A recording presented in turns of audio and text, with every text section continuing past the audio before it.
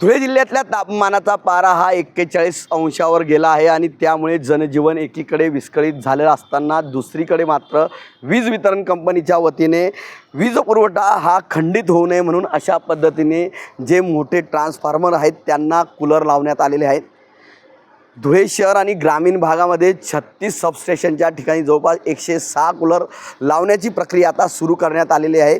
तापमानाचा पारा जसा वाढतो आहे तसा पद्धतीने या ठिकाणी जे काही ट्रान्सफॉर्मर आहेत हे मोठ्या प्रमाणात गरम होतात आणि गरम झाल्यानंतर त्यात तांत्रिक बिघाड होतो, त्यामुळे वीज वितरण कंपनीचा वीज पुरवठा हा खंडित होत असतो। त्यामुळे हे ट्रान्सफॉर्मर हे थंड राहावेत यासाठी आता वीज वितरण कंपनीच्या वतीने या ठिकाणी जिल्ह्यातील शहर आणि ग्रामीण भागात 36 ठिकाणी जे काही सबस्टेशन आहेत त्या ठिकाणच्या सबस्टेशनच्या या ट्रान्सफॉर्मरला जवळपास 106 कूलर लावण्यात येत आहेत। टप्प्याटप्प्याने हे कूलर लावण्यात येत आहे। कुठल्याही पद्धतीने या ठिकाणी ट्रान्सफॉर्मर हे खराब होऊ नये आणि तांत्रिक अडचण होऊ नये आणि वीज पुरवठा हा खंडित होऊ नये यासाठी आता उन्हाळ्याच्या पार्श्वभूमीवर वीज वितरण कंपनीच्या वतीने अशा पद्धतीने ट्रान्सफॉर्मर थंड करण्यासाठीची प्रक्रिया आता सुरू करण्यात आलेली आहे।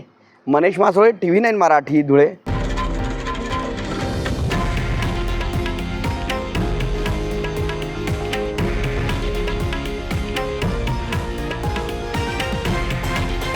हे आहे देशातील नंबर 1 न्यूज नेटवर्क आणि आपण पाहत आहात TV9 मराठी, एकमेव।